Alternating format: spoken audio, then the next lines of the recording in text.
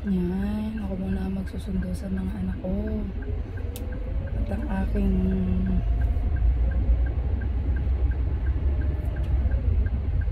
Junakis ay...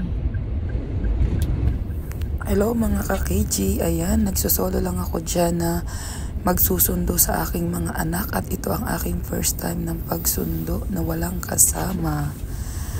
Marunong naman na po ako mag-drive, kaya lang itong part na dito sa pagkanan ko ay dalawa kasi yung daan, di ba? Para dun sa isa at saka dito sa kabila. Kaya lang may nakapark na isang sasakyang malaki. Kaya imbis na ako ay liliko na, ay may truck pala ako makakasalubong at sa likod ko may truck din. Kaya ako ay nagdang-dang magpreno doon sa part na pagliko ko. Gawa nga ng hindi pwedeng parehas kaming nung truck na makakasalubong ko kasi nga merong isang nakapark. Kaya pinauna ko muna yung isang truck sa unahan ko. Kasi nga, hindi nga pwedeng magkakasabay kami kasi may nakapark. Sana naman hindi magpark dun sa may saktong likuan kasi ang hirap. Kasi hindi agad makita kung may makakasalubong o wala.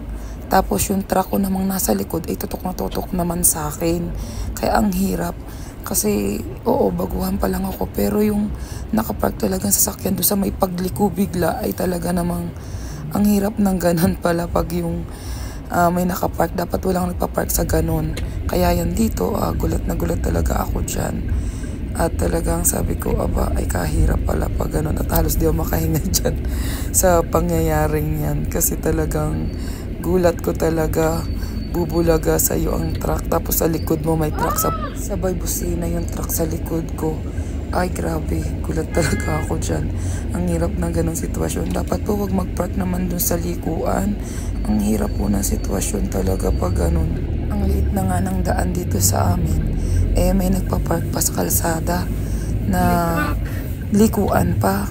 Grabe. Sobrang likong-liko kasi doon sa part na yun. Nilikuan ko na yun. Tapos, ang hirap pag ganon. Hindi mo agad makikita. Dahil nga may nakapark na sasakyan. Na. Truck pala.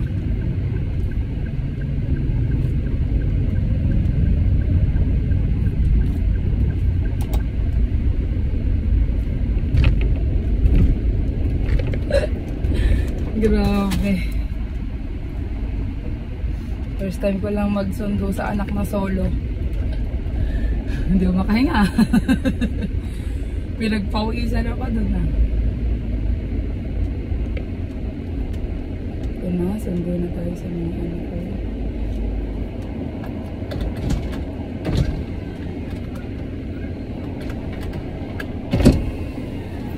Pasok na! Natawa ako sa anak kong si Miracle, pabida. Talaga sinabi pa sa teacher nilang si Mami ang nag-drive. Ngayon, hindi alam ko bang kaba ako dyan eh. Thank you po! Bye-bye! Wala nga akong kasama. Wala po akong... Thank you po!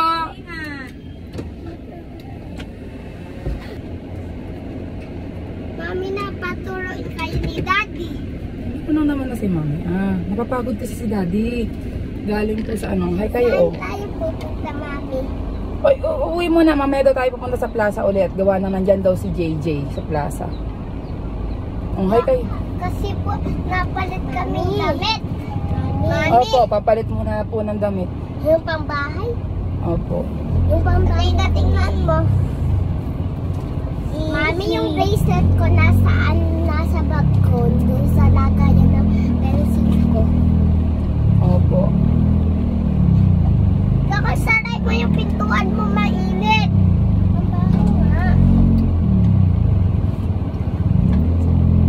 Palida doon yung napawis mo.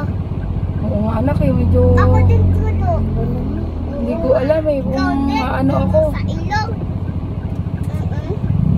Habang busy nagkukwentuhan yung mga bata dito, ako naman ay hindi mapakali kasi pag liko ko dito naman sa isang park ay may isang malaking jeep na nakapark din. Sa sobrang laki ng jeep, tapos dun sa may padulo ay meron namang Kuya, hindi ko sure kung kasya ako. tricycle. Hindi ko alam kung Kasya naman kakasya po. ako or shoot ako dun sa malaking jeep. Eh wala naman yung driver. Kaya yung isang classmate nila Miracle na may kasamang tatay ay talaga namang kinapalan ko na yung mukha talaga ngayon tumulong naman talaga sa akin at tinignan talaga kung kaya kong ipasok yung sasakyan ko dun sa space na yun. Si Mackenzie ba yun? Kaya thank you po, Ay, sino ba kuya. yun? Buti na lang talaga naglalakad si kuya at saka yung anak niya. At ayun talagang tinulungan niya ako talaga dun Salamat sa kuya. pagtawid ko ng Wala.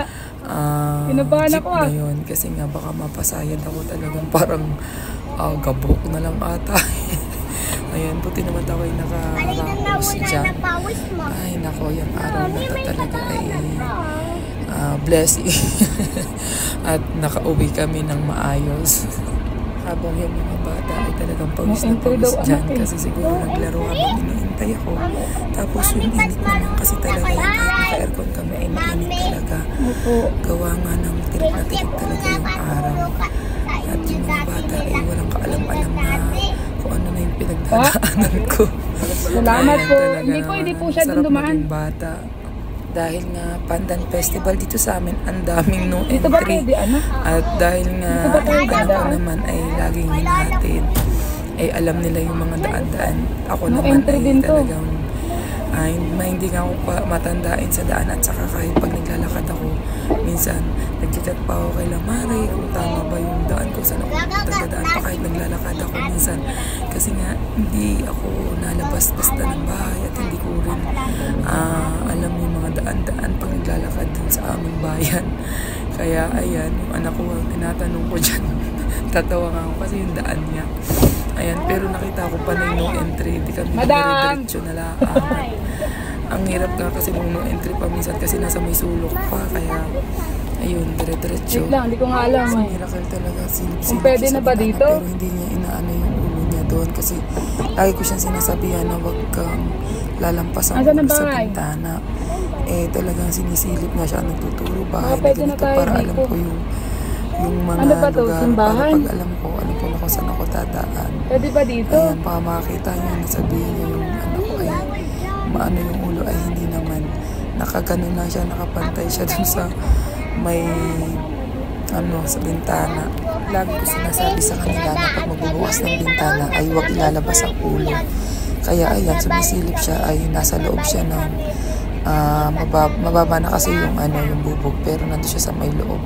Kaya ayan, si Alayda naman ay talagang turong-turo na ando na daw yun na nga daw yung plaza. Ayan, siya nakakaalam.